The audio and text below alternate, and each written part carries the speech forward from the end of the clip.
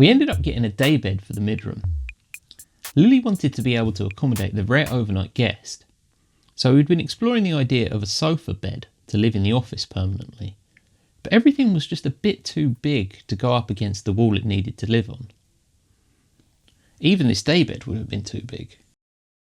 When we removed the closets from the midroom though, I realised that it was the perfect space for the daybed to spend most of its life, as moving it into the office as an ad hoc guest bedroom was much easier than setting up an air mattress.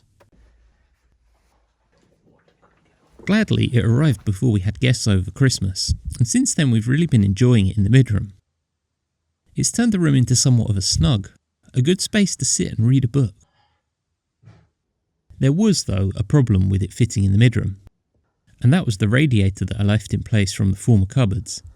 It sat neither behind nor beside the daybed. After a couple of months of living with the room in this configuration, and learning that even with such a tiny radiator, it was still by far the warmest room in the house, I decided this was a fixable problem. We picked out a vertical column radiator to replace it with, to fit between the daybed and the bookshelves. It was pretty absurdly tiny, but we thought it would look good. So I set off on a plumbing journey. Draining and then removing the old radiator was really easy, being so small, and getting that out of the way meant I could decide on the location of the new radiator. I put it all together and we decided on its new spot. And then I popped some filler in the old holes in the wall before making new ones.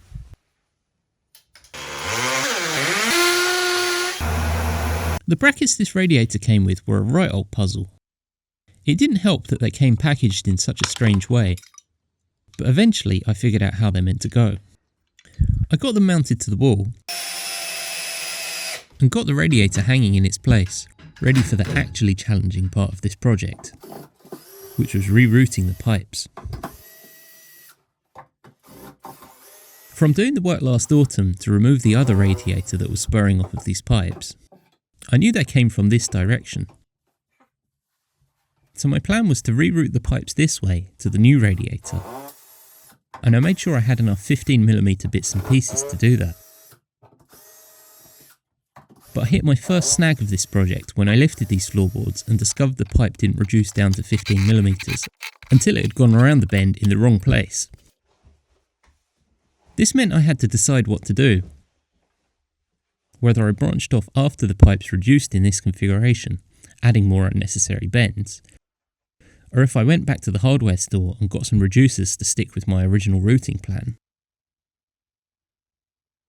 I decided that as I was doing this project, the best plan would be as few joints as possible, so I went off on a wild goose chase trying to get the reducers.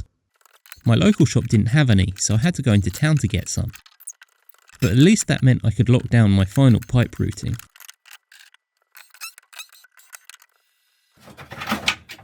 I dug out bits of the copper pipe I had salvaged from other projects around the house, and I could finally start piecing it together.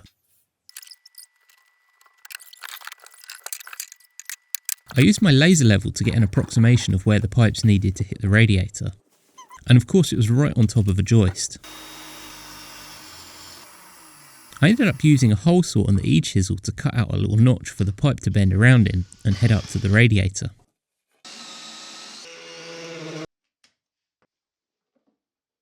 I cut some notches out of the other joists to run one of the new pipes through, and used some pre-existing notches for the other pipe.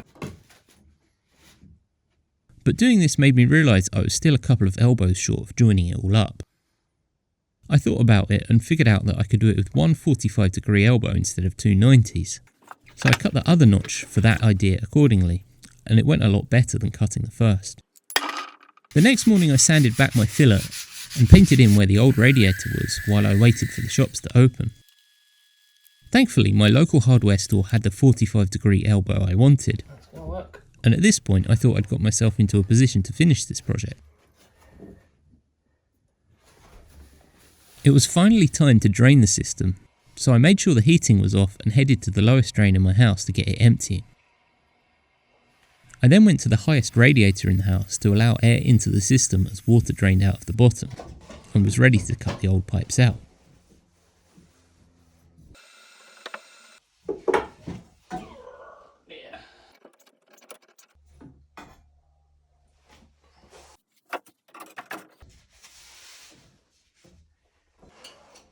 I got my dry fitting of the pipes completed, making sure all the ends of the salvage pipe I was using were clean. And I got soldering.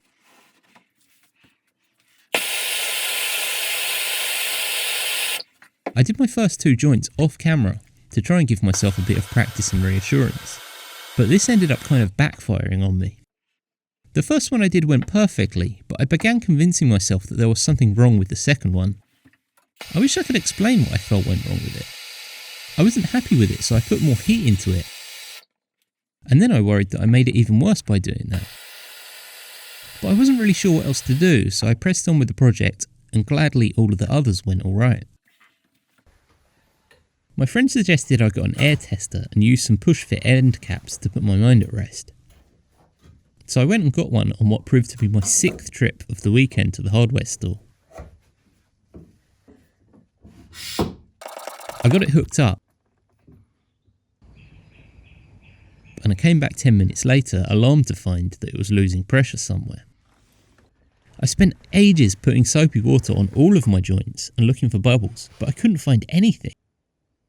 I decided that a water leak would be easier to find, so I removed the air pump and refilled the system with water for the night.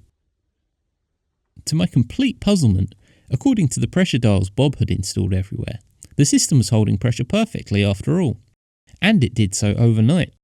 So after another wild goose chase, I decided there was nothing wrong with it after all.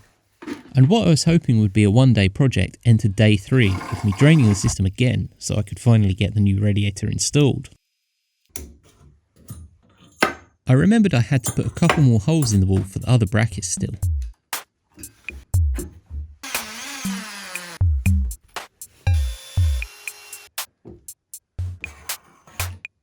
So I did that before I realised I put them on back to front, and the new radiator was installed without any drama otherwise. I refilled the system again, doing the reverse of emptying it by venting the air out of the highest radiator in the house, and making sure there was none in this new one either. I made a note of the pressure, then decided that in the meantime I should finish tidying up where the old radiator came up through the floorboards. Finishing the gloss behind where the pipes were was easy, and I took the floorboard back down to the workshop to patch in the gap, where I noted that they still weren't worth lots of effort.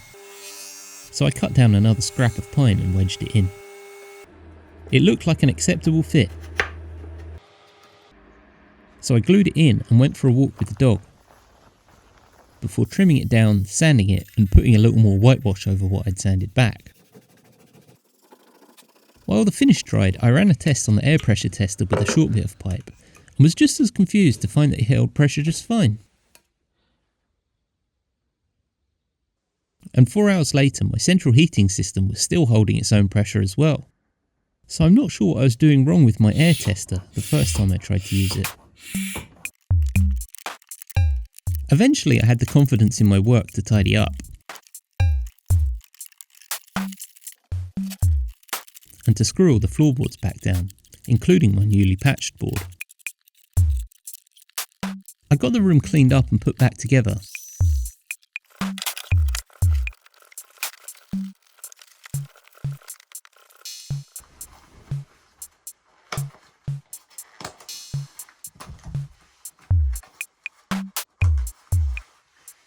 And then I realised I still had to level the radiator.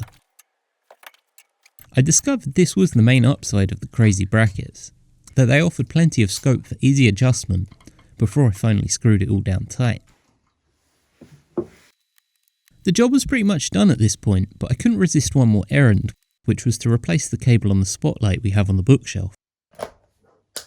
This IKEA light is nothing remarkable, but I've had it for like 25 years now, and it gives me warm fuzzies of the optimism of the late 90s, so I'm happy with it here for now. I rewired it with a longer cable, allowing me to lose the old extension lead I had it on, and I also wired in a much more svelte inline Zigbee switch that I already had knocking around. This project ended up taking about 3 times longer than I imagined it would, but I think it was worth doing in the end. It was just a little detail, but it does make the room look so much tidier. I think now I've done this, and also managed to get the cabinetry dialed in to be a bit better, I can finally call this Midroom project done.